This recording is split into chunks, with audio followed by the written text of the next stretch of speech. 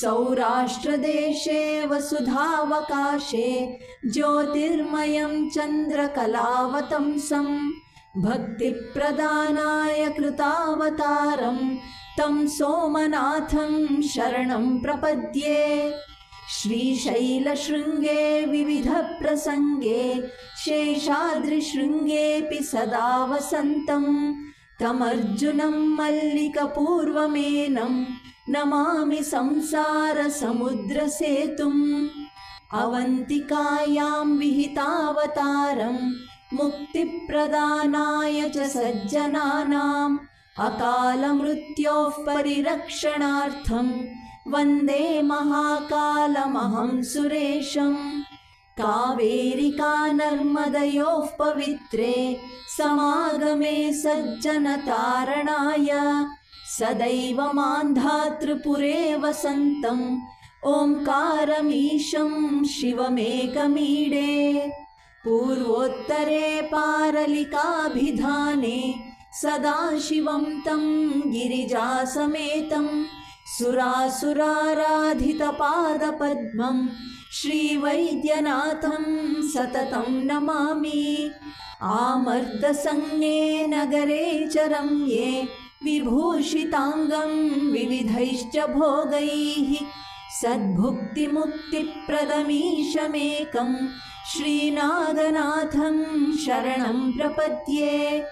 सानन्दमानन्दवने वसन्तम् आनन्दकन्दं हतपापवृन्दं वाराणसीनाथमनाथनाथं श्रीविश्वनाथं शरणं प्रपद्ये। यो डाकिनी शाकिनिका समाजे निषेव्यमाणः पिशिताशनैश्च सदैव भीमादिपदप्रसिद्धं तं शङ्करं भक्तहितं नमामि। श्रीताम्रपर्णिर्जलराशियोगे निबध्य सेतुं निशिबिल्वपत्रैः श्रीरामचन्द्रेण समर्चितं तं रामेश्वराख्यं सततं नमामि। सिंहाद्रिपार्श्वेऽपि तटे रमन्तं गोदावरीतीरपवित्रदेशे यद्दर्शनात् पातकजातनाशः प्रजायते त्र्यम्बकमीशमीडे।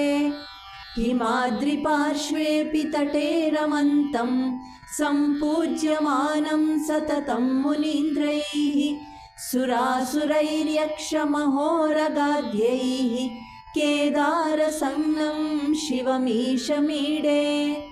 इलापुरे रम्यशिवालयेऽस्मिन् समुल्लसन्तं त्रिजगद्वरेण्यं वन्दे महोदारतरस्वभावं घृष्णेश्वराख्यं शरणं प्रपद्ये। एतानि लिङ्गानि सदैव मर्त्याः प्रातः पठन्तो मलमानसाश्च ते पुत्रपौत्रैश्च धनैरुदारैः सत्कीर्तिभाजः सुखिनो भवन्ति। ज्योतिर्मयद्वादशलिङ्गकानां शिवात्मनां प्रोक्तमिदं क्रमेण स्तोत्रं पठित्वा मनज्योतिभक्त्या फलं तदालोक्य निजं भजेच्च।